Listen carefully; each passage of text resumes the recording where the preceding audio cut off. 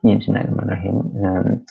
Jadi tinjauannya adalah dari computer vision atau image yang sebenarnya intinya dalamnya juga adalah ya membicarakan CNN, convolutional neural network juga. Jadi kita artinya kita di sini sebenarnya membahas tentang convolutional neural network. Ya, di sini tentang visual, di mana untuk learning, untuk pembelajaran visual itu sesuatu yang sangat penting, atau bagi manusia ini visual itu sesuatu yang penglihatan, sesuatu yang sangat penting. Dan salah satunya kita lihat di sini yang berkembang pesat, yang juga sebagai salah satu dasar utama untuk proses di sini, yaitu deteksi objek, deteksi ini apa, dan seterusnya. Ini menggunakan, nanti kita lihat menggunakan CNN dasarnya ya. Ini ada beberapa yang lain juga yang terkait dengan computer vision ya.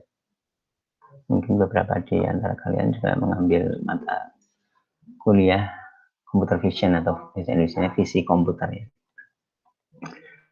Nah, di sini kita lihat bagaimana robotik memerlukan, kemudian mobile computing untuk face detection, kemudian di sini untuk medik, misalkan breast cancer di sini, kemudian autonomous driving, kemudian untuk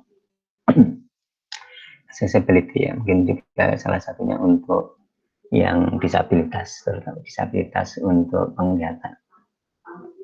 Dan juga untuk deteksi dan recognition wajah, kemudian untuk self driving cars ya.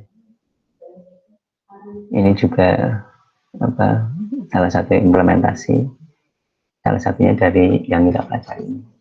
Ini ada di bidang medis, ini yang tadi breast cancer, juga termasuk ada COVID-19, kemudian medis, biologi, dan kesehatan ya. Ini ada kanker-kanker, baik itu dari image ya, dari foto-foto radiologi, ada breast cancer, ada radiologi untuk COVID, yang lihat dadanya atau paru-parunya. Kemudian ini ada kulit, skin cancer, misalkan mendeteksi apakah diprediksi ada kanker atau tidak.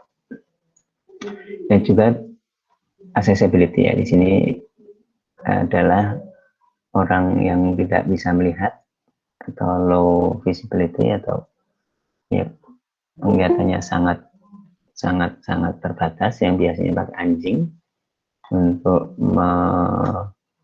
menontonnya, misalkan untuk lari di sini. Nah, ini menggunakan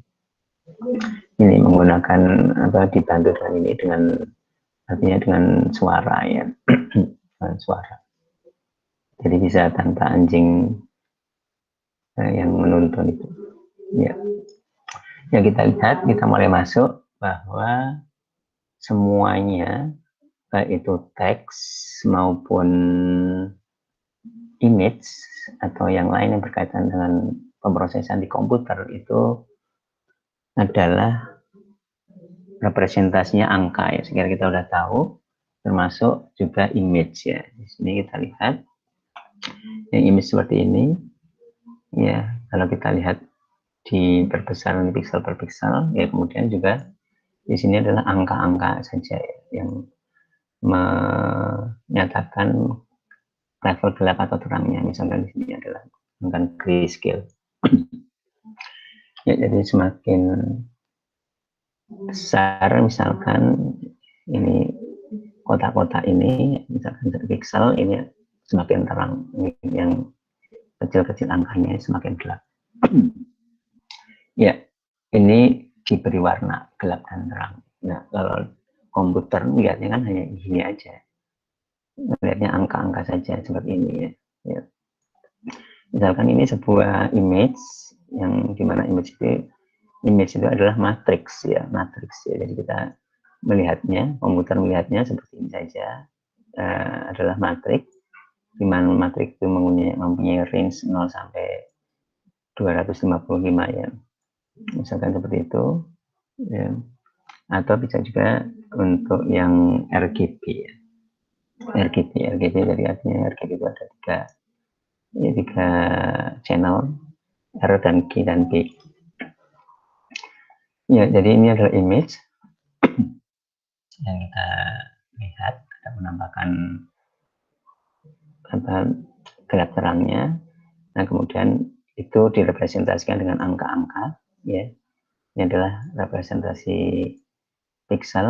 Kemudian misalnya kita melakukan klasifikasi matriks ini, pixel representasi ini yang merupakan image ini, klasifikasi kelasnya adalah 1, 2, 3, 4, misalkan 4 ini, 4 orang, apakah ini merepresentasi pixel matriks pixel ini adalah Lincoln atau Washington atau Jefferson kalau Obama. Tentunya kita lihat kalau kita di sini. Jadi kalau komputer dari sini, nah misalkan kemudian komputer atau dalam model, dalam hal ini adalah model deep learning, itu kemudian menampilkan distribusi probabilitas seperti ini ya. Distribusi probabilitas seperti ini, misalkan setelah modelnya itu dilakukan proses pembelajaran ya, proses pembelajaran menggunakan foto-foto orang, terutama orang-orang yang ini, yang tiga ini ya, tokoh atau 4 orang presiden Amerika ini. Nah ini misalkan, oh ternyata yang paling besar adalah yang 0,8, artinya ini adalah representasi pixel ini adalah Lincoln ya. Kemudian ya kita udah tahu ada proses itu yang disebut dengan regresi dan klasifikasi, di mana regresi itu adalah outputnya itu angka-angka, kemudian klasifikasi itu kemudian dipilih labelnya. Kalau di sini kemudian dipilih jadi label, artinya labelnya ini ya, labelnya. dipilih label misalkan Lincoln, atau kalau regresi ya, kalau regresi ini apa, keluarannya adalah continuous, seperti misalkan contoh yang lebih populer misalkan adalah misalkan image-nya berubah suatu pemandangan, kemudian suhunya berapa, misalkan mungkin saya populer seperti itu. Ini untuk contohnya ya. Kalau klasifikasi bisa saja dengan tadi seperti ini, adalah probabilitas, kemudian dicari dari probabilitas ini yang paling besar mana. Ini salah satu cara yang efektif, yang populer seperti itu ya. Kemudian kita lihat ya bahwa di image ya, atau bukan hanya di image, di semua objek itu kemudian ada ciri, kita mempunyai ciri atau fitur ya. Fitur itu ada ciri, bahasa Indonesianya ya, karena sebuah objek itu direpresentasikan dengan ciri. Kalau tadi yang di slide sebelumnya itu cirinya itu kasar, ini adalah cirinya berupa pixel itu sebuah, dan cirinya itu adalah angka-angkanya ini, angka-angka gelap terangnya ini adalah ciri ya, cirinya. Nah kemudian itu ciri yang level yang rendah, yang sangat rendah, yang asli angka-angka pixel gelap terang itu adalah ciri. Kemudian kalau ciri yang lebih tinggi levelnya, abstraksinya, artinya lebih tinggi itu maksudnya lebih dekat ke manusia ya. Kalau lebih tinggi itu maksudnya lebih dekat ke manusia. Kalau rendah itu lebih dekat ke mesin, artinya manusia tidak mempunyai atau sedikit mempunyai makna. Tapi kalau levelnya tinggi itu mempunyai makna bagi manusia dan bagi objeknya. Bagi objeknya itu lebih apa, mempunyai ciri yang lebih bisa menentukan kelasnya ya, cirinya ya, bagi objeknya itu sendiri, baik itu baik itu misalkan bahasa atau juga image atau yang lain ciri. Nah ini ciri Ini ciri yang levelnya tinggi. Ini ciri yang levelnya tinggi itu ada, kalau orang cirinya itu adalah dia punya, untuk objek orang itu adalah punya, ada hidungnya. Jadi ya secara normal ya, kita bicara secara normal ya, manusia itu atau wajah itu ada hidungnya, ada matanya dua, ada mulutnya ya. Jadi itulah cirinya ya, ciri yang high level ya. Kemudian kalau mobil, cirinya yang high level ada rodanya, ada plat nomornya, kemudian ada lampu ya. Kemudian kalau rumah, ada pintunya, ada jendelanya, dan ada, misalkan di sini ada tangganya, seperti itu. Jadi bagaimana mendeteksi high level fitur ya. Jadi supaya klasifikasinya lebih akurat, kita perlu tahu high level fitur, karena kalau gelap terang itu tidak membedakan antara objek satu dan objek yang lain. Kalau di sini kan antara objek wajah dengan objek mobil dengan objek rumah itu mempunyai ciri yang berbeda-beda, ciri-ciri yang berbeda-beda. Kalau pixel kan sama saja, gelap terang, baik itu mau untuk wajah, untuk mobil, untuk rumah atau yang lain-lain, itu tidak bisa membedakan. Kalau ini kan bisa membedakan bahwa wajah punya ciri-ciri khusus, mobil punya ciri. Nah, ya, kalau ciri itu perlu diekstrak ya. Kalau kita melakukan proses klasifikasi, misalkan kita perlu mengekstrak ciri, ya bukan hanya klasifikasi, tapi untuk kebanyakan proses pembelajaran, yaitu kita perlu tahu mengekstrak ciri yang sesuai dengan objek, artinya yang high level tadi. Ya, di sini oleh karena itu kita perlu tahu domainnya. Kalau kita mengekstrak secara manual, kita perlu tahu domainnya, domain knowledge-nya. Oh, itu adalah wajah. Oh, itu adalah mobil. Itu adalah tentang rumah-rumah. Gitu. Kita tahu domainnya. Kemudian kita menentukan cirinya. Ya, menentukan cirinya, yaitu tadi ada cirinya, itu ada hidung, ada telinga, ada mata untuk wajah. Nah, kalau untuk mobil yang lain lagi, untuk rumah yang lain lagi. Nah, kemudian ya untuk domain masing-masing punya himpunan ciri yang masing-masing. Kemudian kita perlu mendeteksi untuk masing-masing objek dideteksi. Oh, ini adalah, kita tahu bahwa ini adalah kita sedang membicarakan tentang wajah. Artinya kita sebuah foto ini perlu dideteksi hidungnya yang mana, yang telinganya yang mana, dengan tentunya sangat beragam jenis gambarnya. Nah, permasalahannya apa kalau manual? Kalau manual, ini contohnya ya,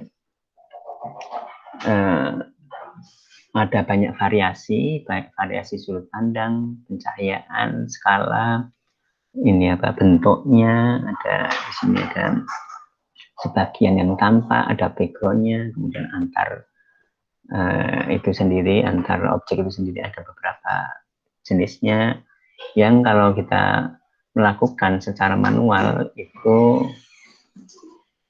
perlu usaha ya. Kalau prosesnya kita membutuhkan cepat atau datanya perlu banyak, nah itu jadi tidak efisien dan juga bisa tidak efektif kalau perlu cepat, artinya kurang akurat. Nah, kemudian bagaimana kalau langsung aja, kita tidak usah tahu ini, ini dihapus saja. Nah, kalau di deep learning itu artinya ini dihapus saja, nggak usah tahu ini, artinya langsung aja didetek di sini. Ya, kita melakukan learning ya. Jadi yang fitur tadi ada hidung, ada mata, ada telinga yang untuk wajah, itu dilakukan pembelajaran, justru pembelajaran, tidak dilakukan secara manual atau ya dilakukan pembelajaran. Yang dimana pembelajaran itu kalau di arsitektur di planning yang sudah kita tahu itu seperti misalkan di layar perseptron itu ada layer-layer, ya ada layer-layer khususnya layer-layer hidden, di mana hidden layer itu artinya adalah merupakan himpunan atau vektor fitur atau fitur ciri yang tersembunyi. Dan hidden layer itu adalah artinya hidden features ya. Nah di sini ada hierarkis ya, ada hierarkis fitur ini yang low level, mid level, high level itu dihasilkan. Jadi ada proses learning ya, proses learning pembelajaran yang artinya pembelajaran itu menghasilkan, yang dihasilkan adalah fitur yang hierarkis yang langsung dari data, tidak menggunakan hand engineering. Jadi tadi di slide sebelumnya kan yang dua bagian pertama dihapus ya, yang ini kan dihapus, jadi langsung ke sini aja. Nah di sini ada hierarkisnya. Untuk contohnya di sini adalah untuk wajah itu ada yang level awal, artinya yang hidden layer awal itu adalah merepresentasikan level fitur yang rendah juga, low level. Yang rendah itu artinya ini, misalkan garis, dark spot. Mengapa rendah? Karena tidak bisa dengan baik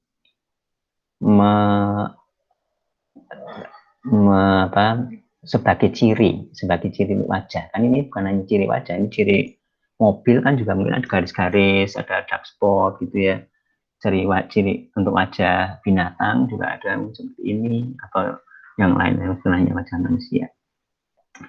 Kemudian yang ciri yang lebih bagus lagi ini adalah yang lebih tinggi levelnya ya. Ini adalah memang manusia, ada telinga manusia, ada mata, ada telinga, ada hidung gitu ya. Ya.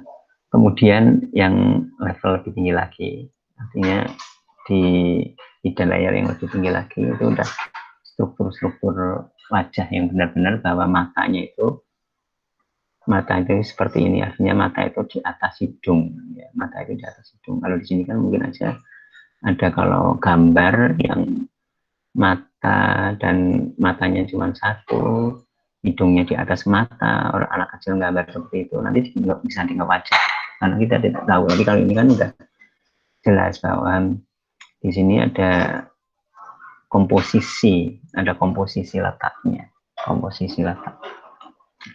ya. Kemudian bagaimana melakukan proses pembelajaran untuk fitur yang visual. Nah kita udah tahu, kita udah membahas, kita udah mengenal ya. Ini adalah multilayer perceptron. Yang multilayer perceptron itu standarnya adalah fully connected. Ya, connected artinya garis-garis ini yang antar neuron-neuron ini ya, yang fully semua dari sini ke semua, di semua. Ya standarnya seperti itu. Ini fully connected neural network. Gimana di fully connected neural network kita misalkan gunakan itu aja lah, menggunakan multilayer perceptron yang fully connected itu. Nah misalkan kita menggunakan inputnya itu adalah image yang 2 dimensi, kemudian tadi image tadi itu berupa pixel-pixel ya, nilai-nilainya ya 0 sampai 255 tadi. Nah, kemudian ini dijadikan vektor di sini. Artinya vektor itu adalah satu dimensi. Di sini dijadikan satu aja di sini. Ini adalah yang tadinya matriks, ini dijadikan vektor ini. Ya, kalau menggunakan yang fully connected, menggunakan standar multi-layer perceptron, artinya kita connect semuanya, neuron hidden ke hidden dengan hidden ya. Kemudian juga input ya, input dulu ya, input ke hidden itu di connect semuanya. Di sini tidak ada informasi spasial, artinya antara X1 dan X2, di mana mungkin X1 dan X2 itu berdekatan, kita balik lagi ke sini. Sebenarnya di sini antara ini dengan ini, dengan ini, dengan ini itu kita tidak tahu bahwa yang ini itu sebenarnya dekat dengan ini itu dekat yang dengan di sini. Jadi ini dijadikan satu flat aja dan digabungkan semua ke semua. Sehingga seperti seolah-olah kalau seperti ini seperti diacak aja, diacak ini diacak angka-angkanya sehingga bentuknya bisa jadi ngacak. Bentuknya jadi bisa ngacak sehingga memang ada gelap terang tetap asli, tapi informasi spasial artinya ini itu dekatnya dengan sini, dekatnya dengan sini itu tidak ada, hilang, artinya hilang. Ya, hilang. Ya, karena di sini di sini fully connected ya. Informasi spasial yang tadinya ada hilang atau di sini tidak menyimpan lagi. Pertama itu ya. Jadi ada dua hal penting. Yang pertama adalah informasi objek tersebut, dalam hal ini 2D, dalam hal ini 2D itu artinya spasial dua dimensi ya. Artinya kanan kiri, atas bawah, yang samping serong kanan, samping serong kiri itu kita tahu semua bahwa kalau secara ini ya, secara levelnya seperti itu ya berarti.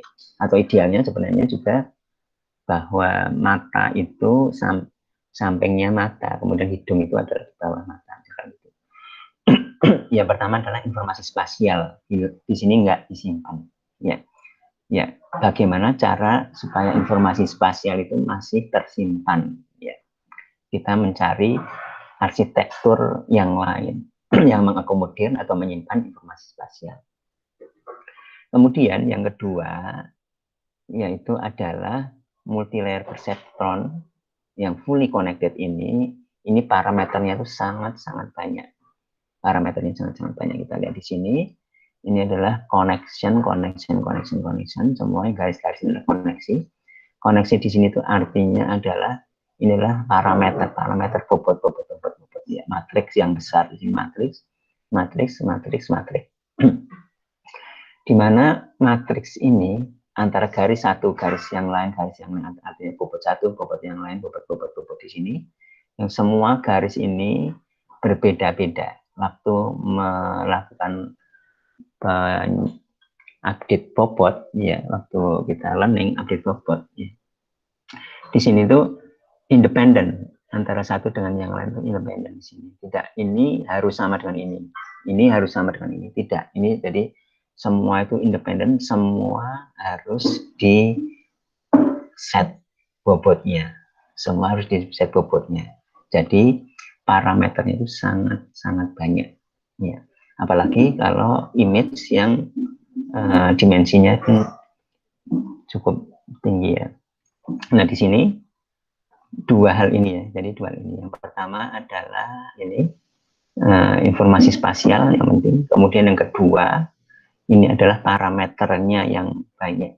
Nah, ini yang perlu kita cari solusinya ya. Yang pertama itu artinya supaya kalau informasi spasial itu tidak ada, itu akurasinya atau efektivitasnya arsitektur deep learning itu jadi nggak bagus kalau informasi spasial, karena ini kan datanya data spasial, data image itu ada informasi spasial bahwa kanan kiri sekitarnya itu harus tahu. Jadi harus kalau enggak ya jadi akurasinya jadi nggak bagus. Yang kedua,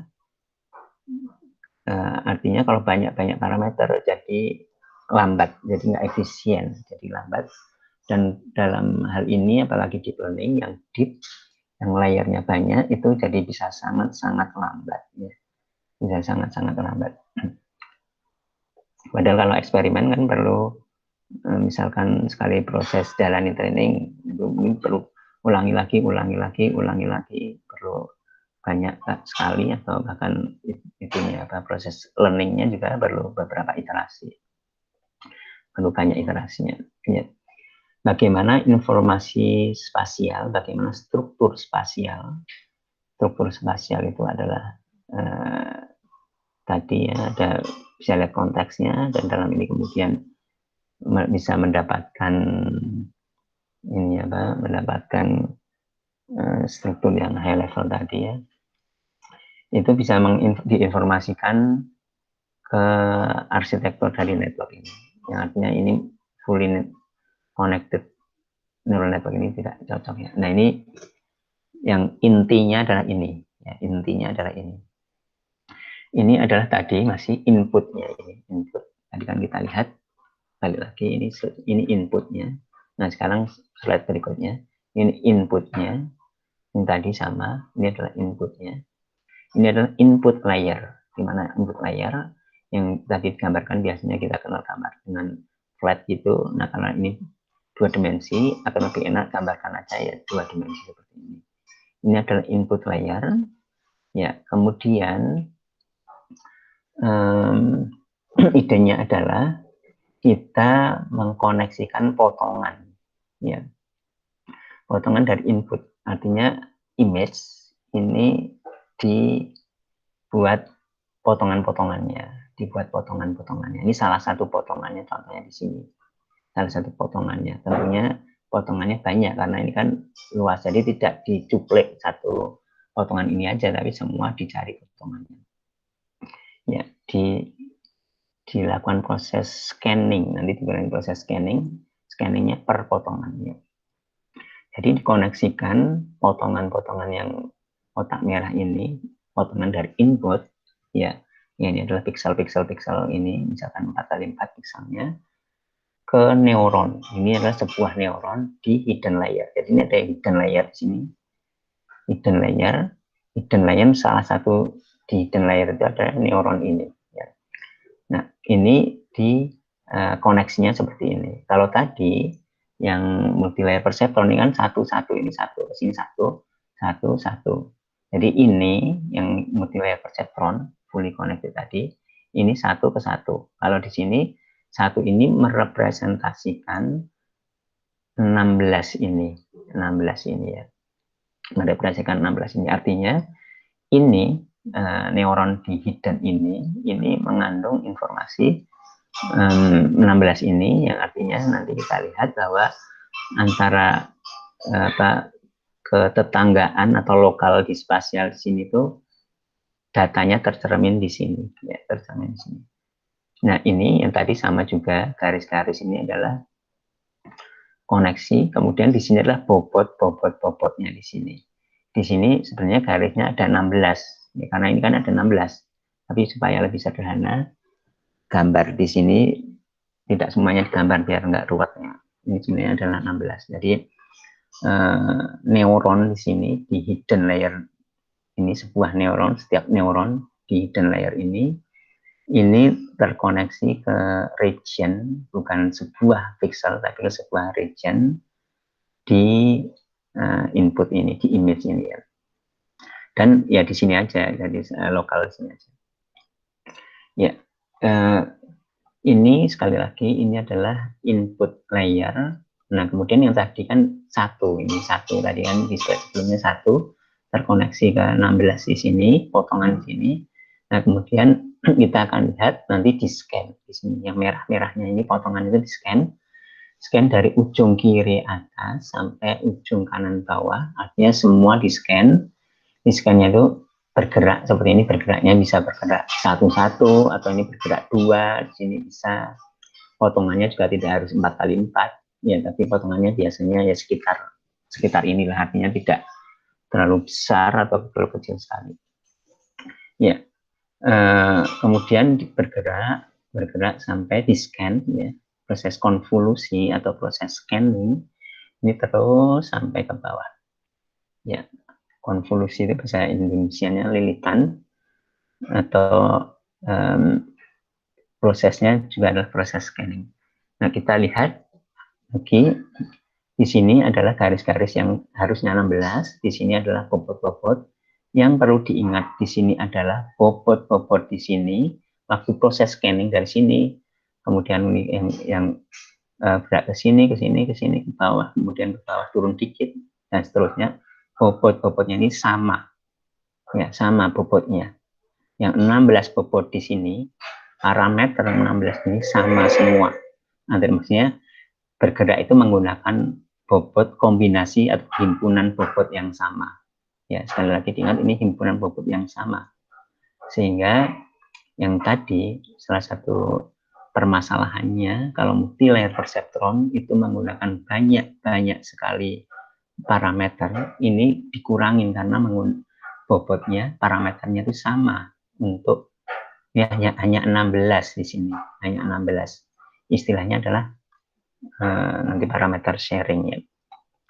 Ini mengkoneksikan potongan-potongan di input layer yang kotak merah ini ke sebuah single neuron, ya, satu neuron di layer berikutnya. Ini adalah input layer berikutnya adalah hidden layer, ya, atau juga disebut convolution layer. Menggunakan sliding window untuk mendefinisikan koneksi. Jadi di sini menggunakan ada kotaknya sebanyak berapa, kemudian gesernya berapa. Ya. Itu adalah kok jumlah kotaknya, jumlah gesernya itu adalah kita yang menentukan, atau istilahnya itu adalah hyperparameter, yang salah satu atau kotak itu adalah hyperparameternya. Kemudian gesernya berapa itu juga hyperparameter yang lain lagi. Ya, kemudian bagaimana kita bisa memberi bobot, ya, pada kita memberi bobot-bobot di sini, ya. Bobot itu artinya di sini, ya, untuk mendeteksi fitur tertentu, ya, fitur yang ada di image ini. Nah, ini ada kita sebut dengan filter, ya. Ini filter sama seperti filter kalau kita menggunakan image, ya, atau foto. Filter, apakah filter itu macam-macam, ya, kalau di foto itu, atau juga di software untuk foto, ya, software foto kan bisa difilter, bisa dari misalkan, maaf sebentar,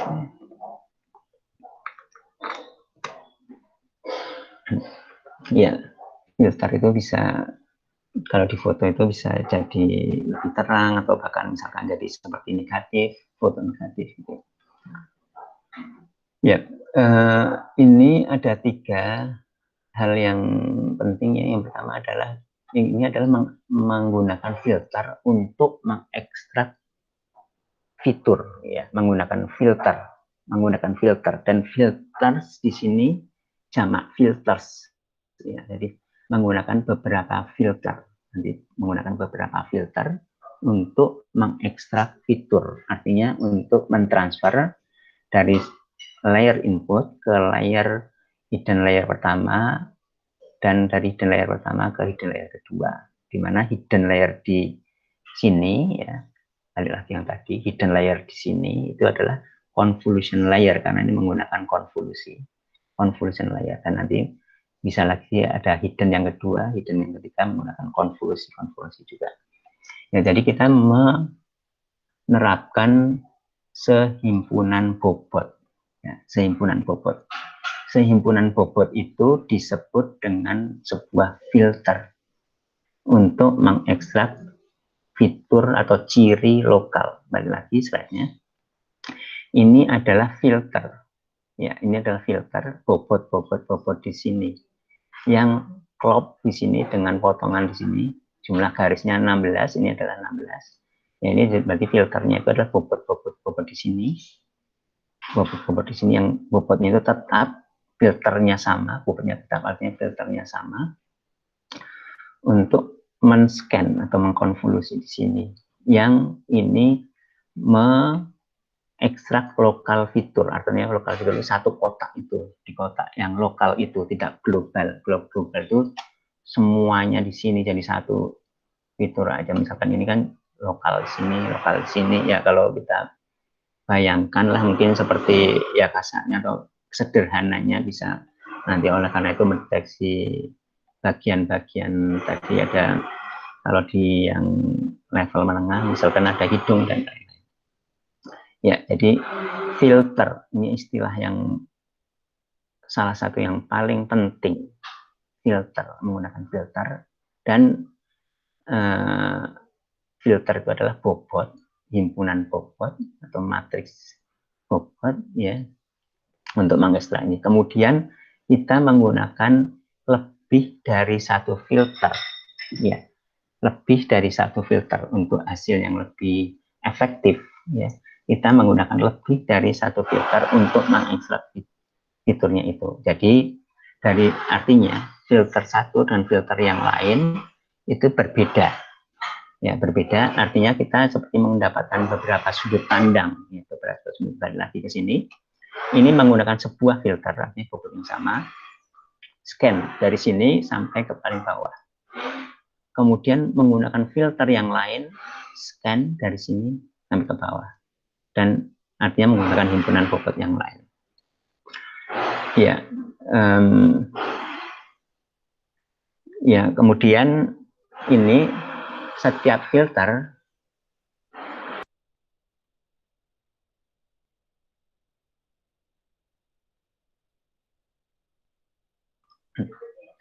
ya, kemudian filter itu sharing parameternya, share itu sama, di share parameternya, di share ya, di share parameter. Share itu tadi artinya maksudnya, share itu maksudnya itu adalah filter yang sama, bobot yang sama, kombinasi yang sama, itu geser itu menggunakan geser di sini, geser sampai bawah, itu menggunakan kalau sebuah filter yang sama artinya bobotnya ini sama di sini, gunakan sama terus, jadi sharing parameternya, bobotnya itu di share di sini. Ya, ini tiga hal yang sangat penting ini tiga hal yang inti di konvolusi itu adalah ini intinya adalah ini ya, ini ya, tiga angka ini ya. Ya. Kemudian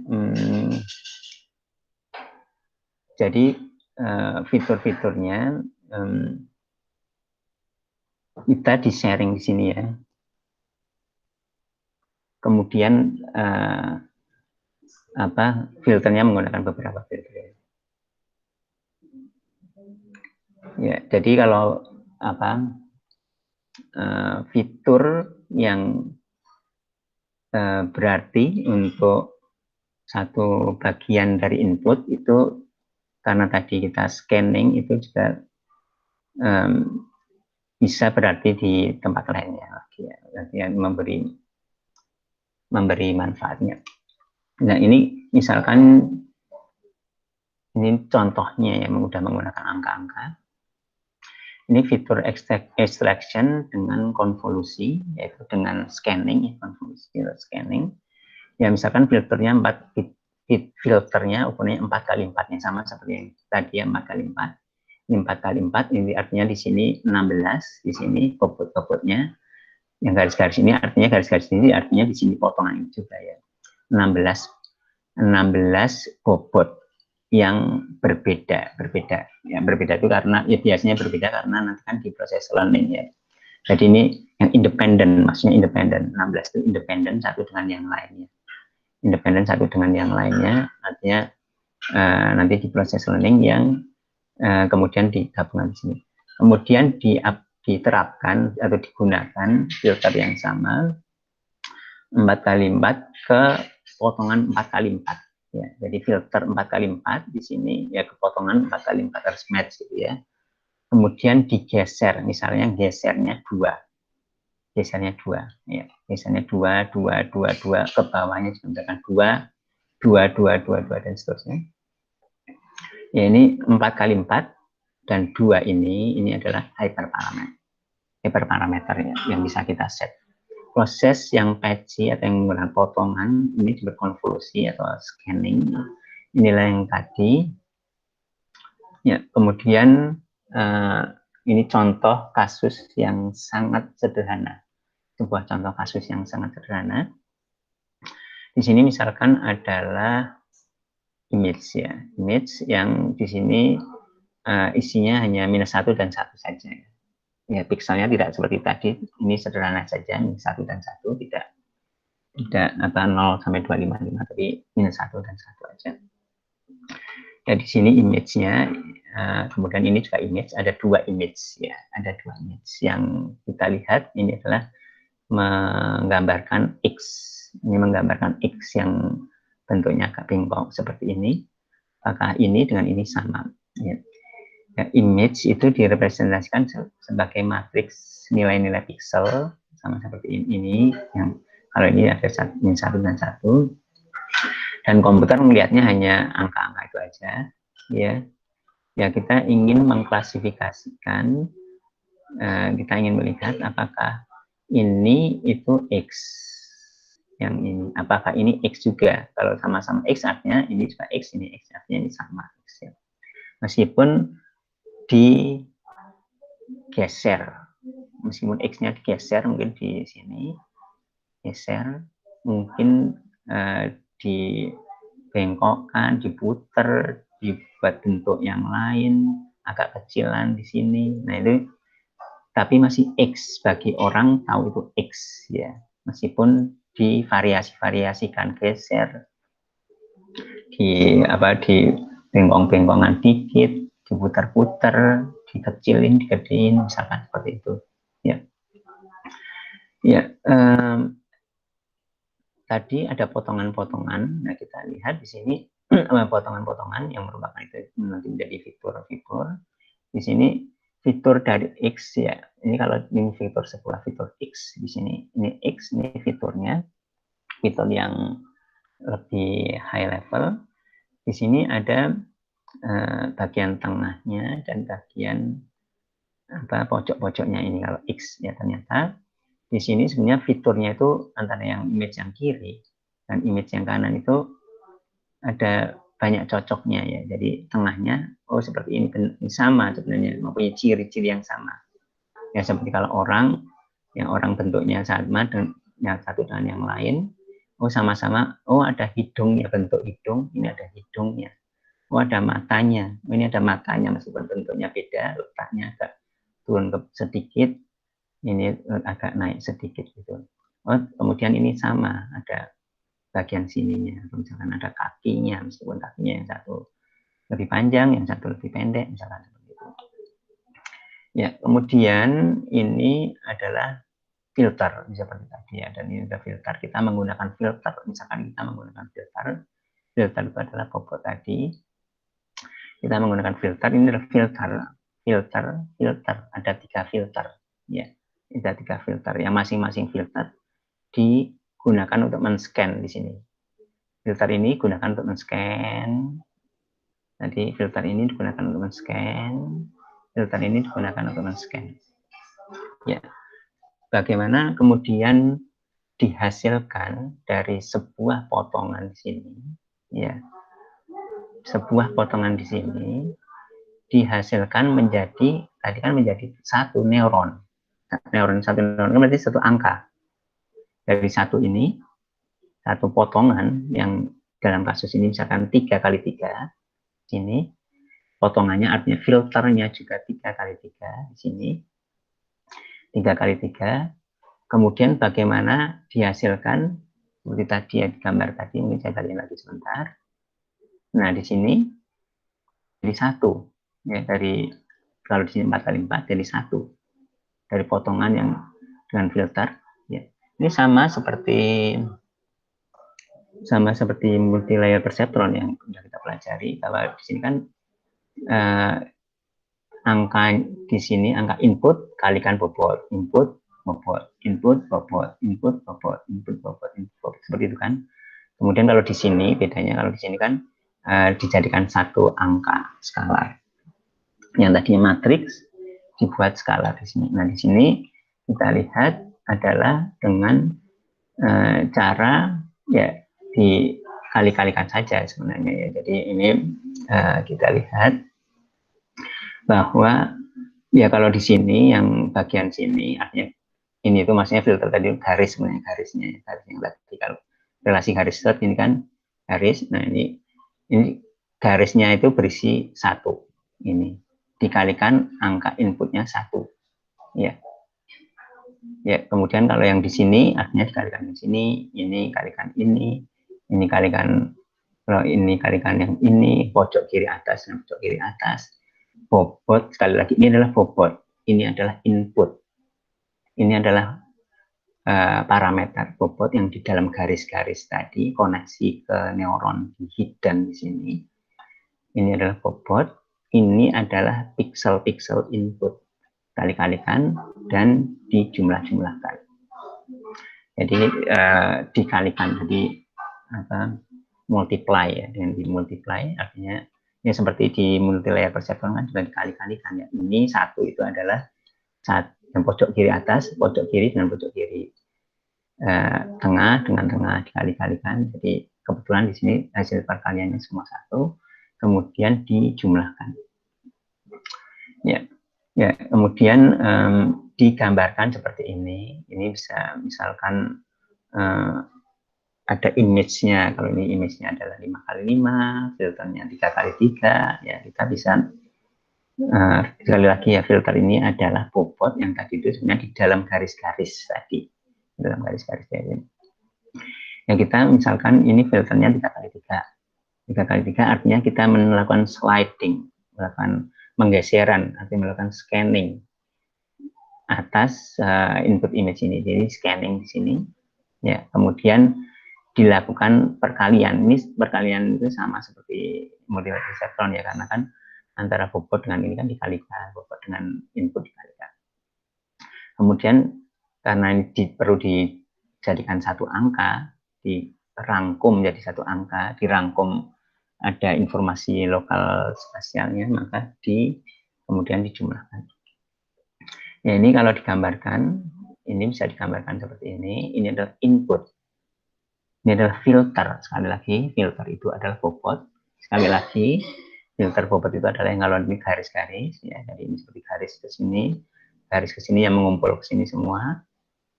Ya, mengumpul ke sini semua. Kemudian setiap garis itu isinya, garis pertama yang di sini adalah isinya ini, garis yang dari sini ke sini itu isinya adalah ini, garis dari sini itu dari sini isinya ke sini. Nah kalau digambarkan ya udah digambarkan, usah pakai garis-garis, pakai kotak aja di sini. Atau lebih enaknya lagi, bisa saja ini ditulis ulang di sini 1, 0, 1 di sini. Ya, artinya dikalikan ini dengan filter apa? Nilai-nilai di dalam filter ini dikalikan. Kemudian 4, jadi 4 ini yang 3x3, yang tadi kan satu potongan direpresentasikan jadi satu neuron di hidden layer, jadi satu neuron. Ya. Kemudian dan terusnya ini geser, filternya tetap, ini tetap mengalinya karena parameter sharing kan. Geser lagi, scanning, ya, geser lagi ke bawah, geser lagi ngisi ini, geser lagi ngisi ini, geser lagi ngisi ini, geser lagi ngisi ini, masih menggunakan filter yang sama, masih menggunakan bobot, himpunan bobot yang sama, parameter sharing, ini parameter sharing, dan sampai penuh. Sehingga ini dinamakan juga adalah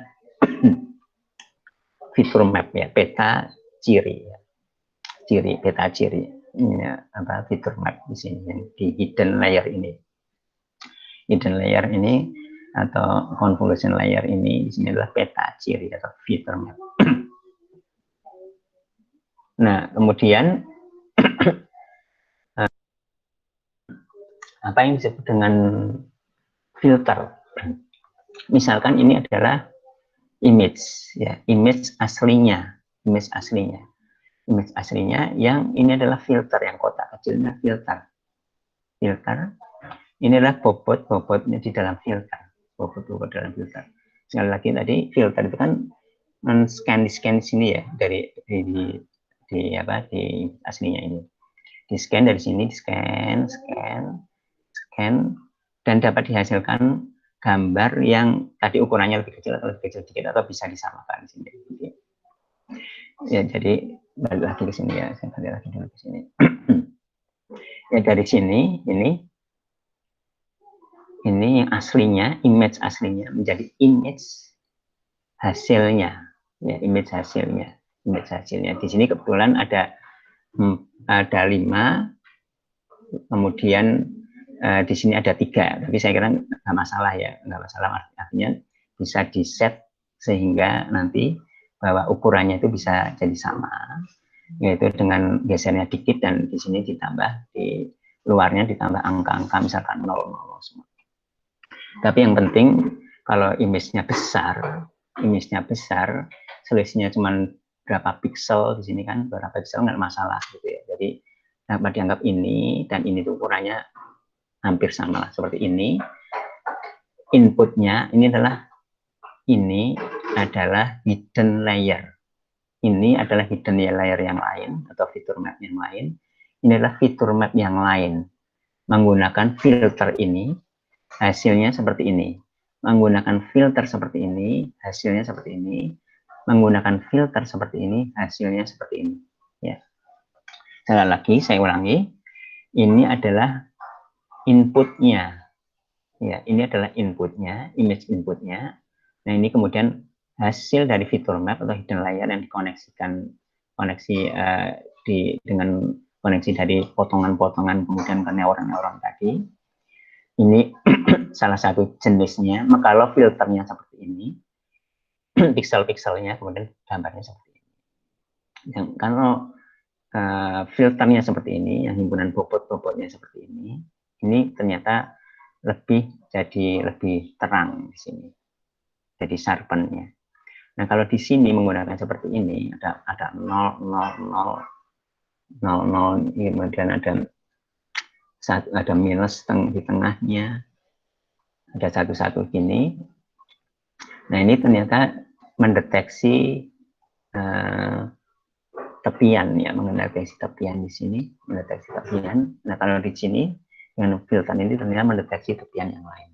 Jadi di sini contoh di sini misalkan sebuah input atau input layer, ini input layer yang berupa ini. Jadi input hidden layer pertama. Tapi versi menggunakan filter ini. Hidden layer pertama versi menggunakan ini. Hidden layer yang pertama yang versi menggunakan ini. Ini kita lihat kalau kita menentukan atau kita mempunyai filter yang angka-angkanya seperti ini.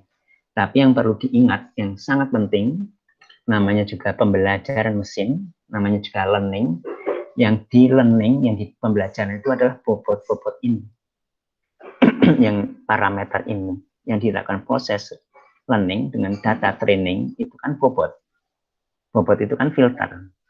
Nah, ini yang di learning justru mendapatkan nanti filternya seperti apa, tidak kita tentukan, mungkin bisa kita tentukan di awal, tapi dengan proses learning dengan data training yang banyak, ini ternyata misalkan dihasilkan filter yang seperti apa, seperti apa, tergantung dari data trainingnya yang dianggap learningnya sebaik-baiknya, supaya modelnya itu efektif. Ya, seperti itu ya, saya kira sudah cukup jelas. Kemudian di sini menggunakan konvolusi yang tadi ya, jadi konvolusi balik ulangi tadi ya. Jadi di sini geser scanning dari awal ke bawah. Itu adalah intinya, udah selesai intinya di situ sebenarnya.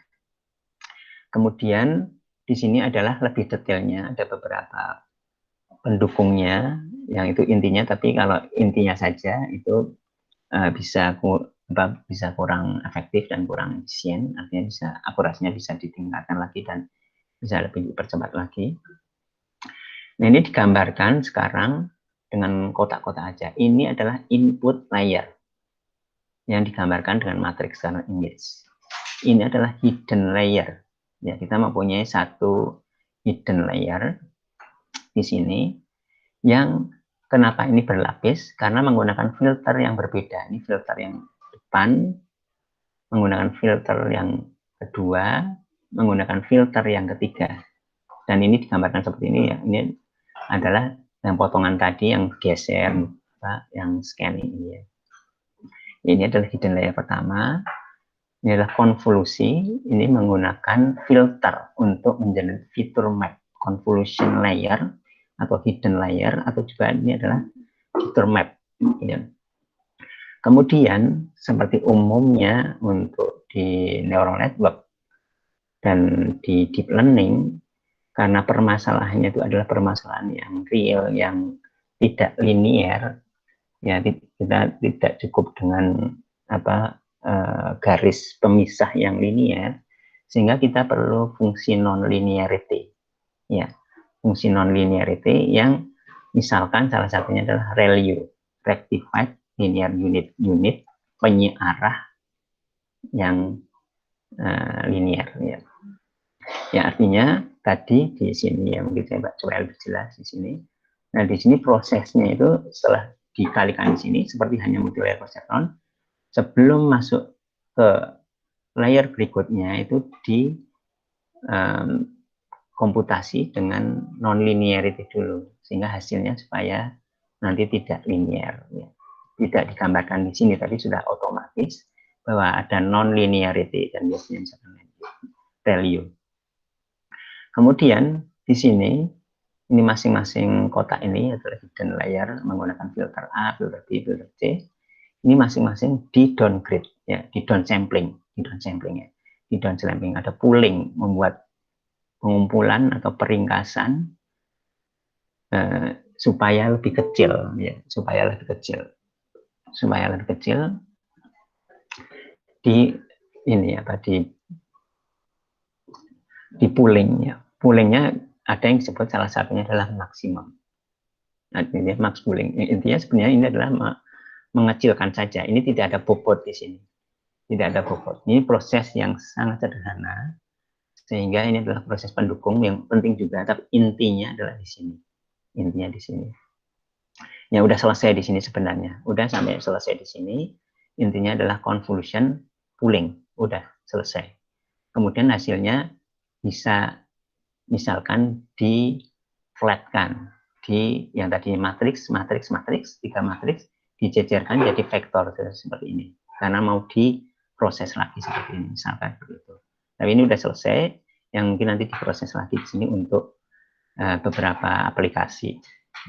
Jadi proses intinya adalah fitur learning, ya, fitur learning, melearning dari fitur aslinya di sini menjadi fitur di sini menggunakan konvolusi dan didukung dengan pooling.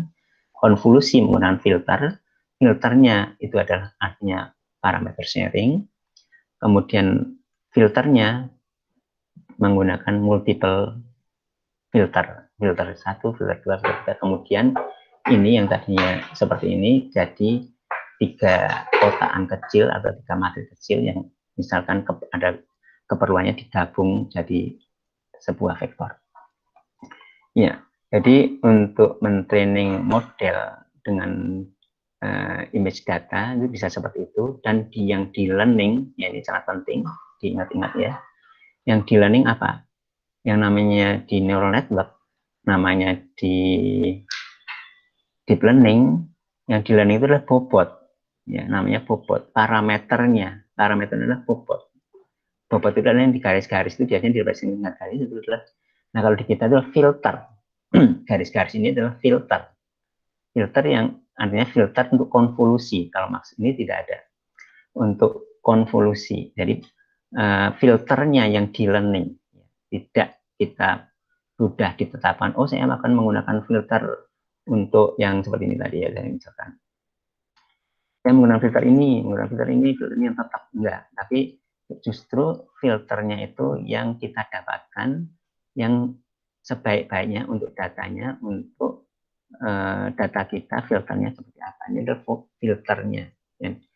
Filter itu adalah himpunan bobot. di convolution layer. Convolution layer itu adalah ini, hidden layer, convolution layer, atau ini juga adalah feature map.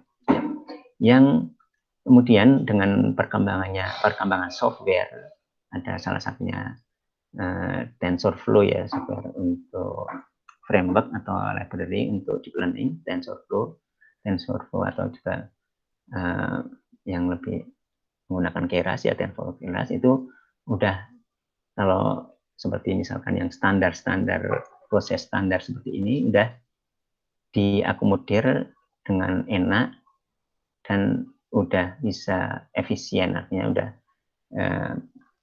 codingnya udah seefisienkan mungkin ya. Ini dengan kalau convolution tinggal seperti ini, aktivasi fungsi dengan value seperti ini, di pooling di sini dengan seperti ini. Ya, ini di sini ini adalah sebuah neuron, balik lagi yang tadi diulang-ulangi karena intinya adalah ini. Ini adalah dari satu potongan dengan filter ya, diambil dari potongan, kemudian weighted sum. Tadi kan weighted sum ada yang filter ini yang dari garis ini kalikan dari input yang di image ini kan berhubung garis, kalikan ini sama seperti multilayer perceptron ya. Weighted sum ya. Ya, kemudian juga seperti halnya di neural network standar, di samping dari bobot di sini, yang weighted sum di sini, artinya dari bobot kalikan dengan input, ini biasanya dikalikan bias juga. Bias itu artinya supaya bisa lebih fleksibel ininya, pembatasnya ya. Pembatasnya bisa ininya pembatas classifiernya itu lebih fleksibel. Ini menggunakan bias, artinya bisa geser-geser bias. Jadi ini setiap neuron itu ada panah satu-satu masing-masing, itu adalah biasnya. Bias itu adalah nilai yang tidak dikalikan dengan bobot. Ini kalau di sini kan bias itu tidak dikalikan dengan input. Kalau di sini cuma bobot aja tanpa dikalikan input. Cuma bobot aja di sini tanpa dikalikan input. Bobot aja tanpa dikalikan input di sini masing-masing. Ya, bias ini juga di learning juga. Biasanya di learning juga sama seperti bobot, hanya di sini kalau bias itu langsung ini adalah kosongan, di sini tidak dikalikan apa. Kalau dikalikan satu, ya dikalikan satu, kalau satu dikalikan diri sendiri kan ya diri sendiri itu ya. Ya, ini adalah convolution layer ya di sini. Yang ini adalah local connectivity, ada lokalitasnya itu ada informasi lokalitas. Berbeda dengan multilayer perceptron. Di multilayer perceptron, atau kita balik lagi ya, balik dulu ya sebentar, yang multilayer perceptron supaya mungkin lebih terbaik. Ini kita lihat multilayer perceptron. Nah, di sini ini kan tidak ada informasi lokalitas, jadi semuanya kan koneksi kan semuanya. Kalau tadi kan koneksinya kan cuma ke sebagian saja menggunakan filter, dan filter itu parameter sharing dan kemudian geser-geser. Nah, atau di sini, nah ini kan ke semuanya, ini image-nya ini ke semuanya. Tidak ada informasi spasial local connectivity-nya, jadi ada ini. Ini adalah artinya informasi mengandung informasi yang spasial ya. Ini adalah matriks filter matriks 4x4 di sini, yang itu klop dengan di sini, yang garisnya itu harusnya 4x4 16, supaya tidak ruwet digambar sebagian aja, 4 aja di sini, merupakan matriks bobot ya. Balik lagi filter itu adalah bobot di sini, bobot di sini dikalikan dengan inputnya di sini ya. Kemudian geser, artinya geser ke horizontal dan vertikal ya, geser ke horizontal, dan di sini artinya ini dikalikan semua, dan ini dikalikan semua, dan kemudian ini sebuah neuron ya, ini di sini sebuah neuron di sini, kalikan di sini. Nah, ini kemudian ya ini weighted sum ya, kemudian ini ditambahkan bias. Ini dinamakan bias. Setiap neuron ini adalah weighted sum plus bias ya. Ini balik yang tadi lagi. Jadi yang 3 yang tadi ya. Di ini apa? Ya, kemudian bisa digambarkan juga seperti ini. Ini adalah input yang misalnya bisa saja ini 3, seperti misalkan 3 itu adalah RGB misalkan. Nah, kemudian di sini adalah ada volume. Di sini volume. Di sini itu adalah yang kalau tadi gambarnya adalah yang ini yang menghadap ke kita, seperti ini menghadap ke kita, ini kotak seperti ini. Ya, kemudian di sini yang ini sekarang digambarkan seperti ini karena ini gambarkannya juga seperti ini. Image-nya, inputnya ini digambarkan seperti ini. Tapi kemudian ada depth-nya di sini, kedalamannya di sini. Depth ini maksudnya adalah filter yang berbeda, ya. Ya, filter yang berbeda. Tadi kalau di sini gambarkan ya seperti ini. Ini adalah depth-nya di sini, depth kedalamannya. Filternya ada kedalamannya berapa. Sehingga ini kan jadi volume atau volume. Ini ada lebar tinggi dan ada dalamnya. Jadi volume kan, ini juga volume, jadi volume. Ya, sehingga digambarkan seperti ini, digambarkan volume. Jadi ada kedalamannya, Sehingga dimensi layer itu kalau di multi layer perceptron hanya satu garis, itu flat, itu vektor. Ini kalau ini karena ini image, ya digambarkan lebih enak. Karena ada informasi spasial itu digambarkan dengan ada lebar, ada tinggi, dan ada karena filternya ada beberapa dalamnya. Ada filter yang pertama, filter kedua, filter ketiga. Ya, ini adalah H kali W kali D di sini, di mana H dan W itu adalah dimensi spasial. Di sini H sama W itu dimensi spasial, sama seperti di sini ada W dan H di sini, dan D itu adalah atau depth di sini adalah jumlah filter. Kemudian ada istilahnya geser, stride, itu adalah step size-nya, geser dari potongannya itu berapa. Ya, ini yang tadi gesernya 1, berarti slide-nya 1 atau gesernya 2, slide-nya 2. Istilahnya ini adalah hyper parameter, artinya kita yang menentukan. Ya, demikian juga ukuran filter kita yang menentukan. Kemudian ada istilah receptive field, ya, yaitu lokasi di sini. Lokasi yang terkonek, lokasi di input image, ini input image ya, ini input image yang terkonek ke neuron di sini, itu istilahnya receptive field. Kemudian ya untuk software, untuk framework, ini contoh dengan TensorFlow Keras, ini ternyata mudah. Bagaimana kita membuat codingnya mudah seperti ini, hanya dibuat ininya aja kan, ininya parameter input parameter untuk ininya kalau di program. Ya, kemudian tadi ada non-linearity. Semua neural network, semua deep learning itu ada non-linearity. Ya, non-linearity salah satunya adalah unit penyearah linear seperti ini. Artinya penyearah itu kalau positif 0, positif ya 0 atau positif ini tetap lolos gitu ya. Tapi kalau negatif, ini inputnya negatif, outputnya 0 di sini. Ya, kalau inputnya negatif, ini input horizontal input. Ya, artinya di sini kita lihat ya, kita menerapkan untuk setiap operasi convolution yaitu di hidden layer atau convolution layer itu ada non-linearity. Ya, non-linearity ini standar di neural network ya, ada seperti ini ya, di hidden layer ada non-linearity. Salah satunya adalah misalkan value itu artinya yang negatif itu direpresentasikan dengan hitam, itu dihilangkan. Jadi tidak ada yang hitam-hitam di sini, yang negatif yang direpresentasikan dengan hitam-hitam di sini nggak ada.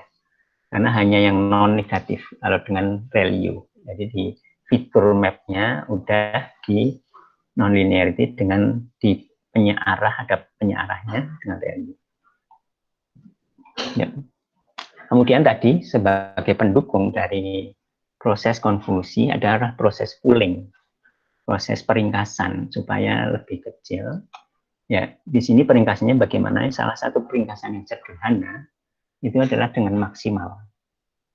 Kita di sini ada 4 kali 4 hasil dari ini adalah layer konvolusi. Ini adalah sebuah layer konvolusi. Kita mau kecilkan. Misalkan kita kecilkan jadi 2 kali 2. Bagian di sini pilih aja yang maksimal berapa. Yang paling besar 1 atau 1 atau 5 atau 6, paling besar 6. Yang bagian ke sini 2 atau 4 atau 7 8, paling besar mana 8. Yang ini paling besar mana 3, ini paling besar apa 4. Ya, ini cara yang sangat sederhana proses dari konvolusi layer, convolution layer ke dapat dikatakan ini pooling layer. Ini tidak ada bobot, ya, tinggal dengan proses tadi aja, proses cari yang maksimalnya. Di sini ada juga menggunakan filter, tapi filter ini tidak ada bobot ya, filter itu hanya supaya mencocokkan kotaknya dengan di sini. Kemudian stripe-nya gesernya 2, tidak ada overlap, dan geser dari sini 2 geser ke sini.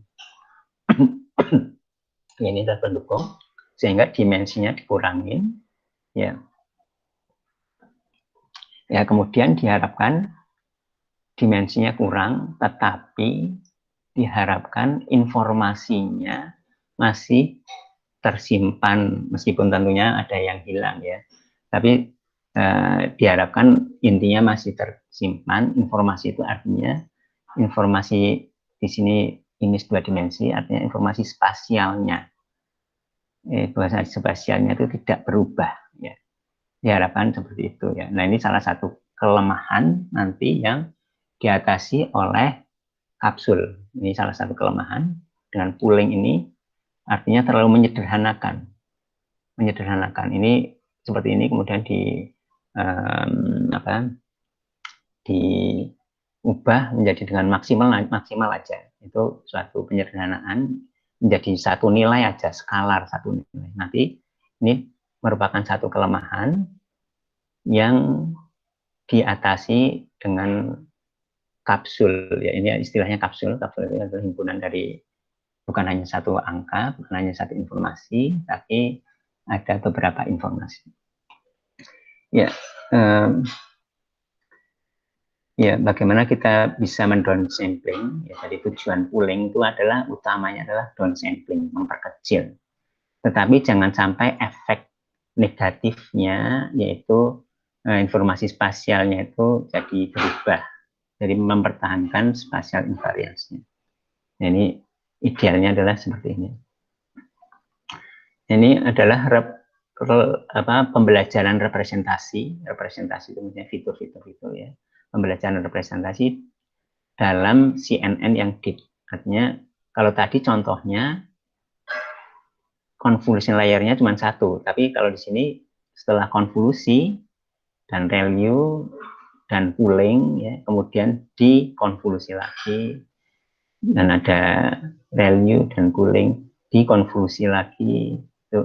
Nah, ini kalau ada contohnya, ini adalah yang seperti yang tadi, menjadi low level untuk yang convolution layer 1, kemudian yang convolution layer 2 seperti ini, convolution layer 3 bisa digambarkan lebih high level, lebih struktur wajahnya kelihatan. Nah, kemudian untuk CNN untuk klasifikasi, ya. CNN untuk aplikasi klasifikasi image misalkan di sini, klasifikasi image-nya. Ini CNN ini adalah fitur learning, artinya fitur yang di sini, pixel-pixel menjadi fitur di sini yang mengandung spasial, ya, mengandung spasial dengan cara intinya adalah konvolusi dibantu pooling. Konvolusi pasangan yang pasti adalah nonlinear, misalkan value dibantu pooling. Kemudian layer berikutnya, hidden layer berikutnya bentuknya konvolusi lagi, dan tentu dengan value lagi, dibantu pooling, dan mungkin bisa lanjut lagi sampai di sini didapatkan hasil akhirnya itu adalah representasi atau himpunan fitur yang dianggap bagus untuk image, yaitu menggunakan konvolusi ini. Ini adalah fitur learning di CNN. Ini hasilnya di sini. Nah, ini setelah konvolusi, nonlinearity, dan pooling, ini hasilnya kemudian bisa digunakan di ujungnya untuk klasifikasi. Klasifikasi ini menggunakan fully connected, menggunakan MLP standar, misalkan di flattening dulu, dijadikan vektor dulu yang tadinya volume di sini, artinya ada unsur lebar, ada unsur tinggi, ada unsur kedalaman, yaitu jumlah filter di flatten di sini, karena untuk klasifikasi di sini butuhnya klasifikasi yang kita menggunakan multi-layer perceptron fully connected ini harus di flat, jadi di flat, kemudian ini seperti biasanya menggunakan distribusi probabilitas softmax di sini. Oh, ternyata ini misalkan image ini probabilitasnya kalau car itu berapa persen, truk berapa persen, van berapa persen, jumlah total 100%. Oh, ternyata yang paling besar adalah mobil, ya, jadi benar misalkan gitu. Ya, jadi ini adalah aplikasinya. Ini untuk menggunakan TensorFlow keras. Kita di sini ada convolution layer. Ini ada hyperparameternya. Ditentukan ukuran filternya, aktivasinya apa, pooling size-nya apa, strap-nya berapa, gesernya, ya. Kemudian ada sebenarnya padding. Padding itu adalah di sekitarnya itu dikasih angka-angka itu, saya kira harus. Ya, kemudian layer pertama yang berubah, hidden layer pertama konvolusi, hidden layer kedua yang konvolusi. Kemudian yang berikut misalkan 2 hidden layer, kemudian digunakan untuk klasifikasi menggunakan fully connected. Nah, ini tadi adalah klasifikasi, tapi bisa juga bukan hanya klasifikasi, tapi bisa aplikasi yang lain. Yang penting udah di sini fitur learningnya udah dihasilkan dari image menjadi pixel-pixel, menjadi di sini representasi yang sudah mengandung spasial, ya, karena dengan konvolusi. Ini juga bisa untuk object detection yang seperti tadi di awal itu, yang gambar ada kok dikenalin ini orang, ini ada mobil, ini ada objek yang lain, atau segmentasi atau probabilistic control. Klasifikasi contohnya ini yang sangat berkembang, ada breast cancer tadi, ada COVID-19, yang ini bahkan sangat membantu, dalam arti ternyata klasifikasinya itu lebih bagus daripada ahli, ya, ahli radiologi membaca foto di sini, yang ahli membaca foto medis ini, ternyata lebih bagus hasilnya, ya, lebih bagus hasilnya, ya. Ya, di sini CNN based, ya, convolution neural network based sistem ini ternyata bisa hasilnya lebih bagus, ya, mengalahkan ahli radiologis untuk mendeteksi breast cancer dari foto mamogram ini, ya. Ya, di sini misalkan contohnya breast cancer, kasus breast cancer yang salah dideteksi oleh radiologis itu, tapi terdeteksi dengan AI. AI itu maksudnya di sinilah CNN. Ya, ini bisa juga selain klasifikasi, ini ada CNN, kemudian digunakan hasil fitur learningnya untuk yang lain, object detection. Di sini image, ini kelasnya, object detection itu juga adalah di sini di mana koordinatnya, ada labelnya taksi, ini koordinatnya. Jadi di sini image, ini ada taksi labelnya. Taksi di sini, tapi bukan hanya taksi aja, ini bukan hanya satu image semuanya, tapi di sini taksinya itu adalah yang XY BH-nya di sini, koordinatnya. Ya, image yang lain ini misalkan, oh ini taksi, ya, ini dikenali objek detection, objeknya dideteksi objek ini, objek person, objek track di sini menghasilkan atau dihasilkan dari CNN. Ya ini ya kalau secara naif dicobain semua kelasnya apa tapi tidak efektif, kemudian lebih efektif lagi dengan ada caranya, ini sudah di luar CNN yang intinya ya, tapi bagaimana supaya lebih efektif untuk mendeteksi objek. Ya kemudian ya ini untuk mendeteksi objek bagaimana caranya. Nah kemudian yang lain, aplikasi yang lain tadi ada klasifikasi, sangat penting bisa untuk medis dan lain-lain. Kemudian objek detection, objek tadi juga penting ya. Kemudian ini juga semantic segmentation, yang inputnya adalah seperti ini, ya. Kemudian outputnya, yang ini adalah di sini adalah warna-warninya, ada RGB misalkan gitu. Nah di sini seperti ini bisa semantic segmentation ya, segmentasi secara semantiknya seperti ini. Dan di sini fully convolution network ya. Ya di sini fully convolution network, di mana jaringan itu dirancang semuanya dengan layer-layer konvolusional, dengan downsampling, upsampling, ya downsampling, upsampling dari seperti ini dihasilkan semantic segmentation seperti ini. Dan dengan TensorFlow Keras juga mudah, dengan ada transpose convolution ditranspose lagi, dinaikkan lagi. Ini juga untuk dunia nyata ya, permasalahan nyata itu penting juga. Ini misalkan contohnya untuk di medis lagi, di medis misalkan untuk mendeteksi tumor otak, di mana ini adalah gambar foto aslinya, ya kemudian ini adalah ground truth-nya, artinya yang benarnya oleh para ahli dengan hati-hati, mudah dilihat, ditentukan, atau mungkin bisa sudah dibedah gitu ya. Ini adalah beneran, di sini ada tumor, udah dibedah, udah lihat, atau dengan proses laboratorium yang lama dan mungkin mahal gitu, dengan effort yang benar-benar supaya mendapatkan benerannya. Ya dengan CNN ternyata akurasinya tinggi untuk kasus ini, kita lihat bahwa ini adalah yang ground truth-nya dibandingkan dengan CNN semantic segmentation. Nah ini kemudian contoh yang lain yang aslinya seperti ini, gambar foto aslinya kelihatan seperti ini. Yang mana sih yang brain tumor? Oh di sini ternyata ada ground truth-nya, dibandingkan dengan proses segmentasi menggunakan fully convolution proses ini seperti ini. Jadi artinya akurasinya tinggi.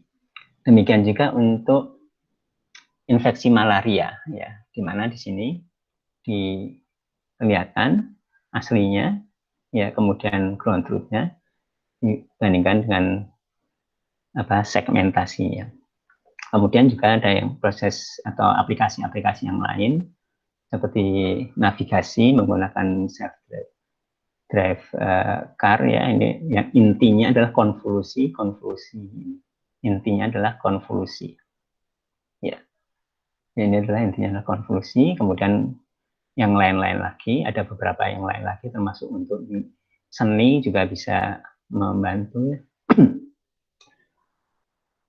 Ya ini adalah ringkasannya untuk computer vision, mengapa perlu merepresentasikan image, kemudian konvolusi, arsitektur CNN, aplikasi, ada ImageNet, ya salah satu ininya, arsitekturnya. Kemudian ada aplikasinya, ada segmentasi, image captioning, tadi nggak dibahas image captioning, yaitu dari image, kemudian jadi captionnya apa, kemudian di medis dan lain-lain. Ya, saya kira seperti itu. Silakan, mungkin ada pertanyaan.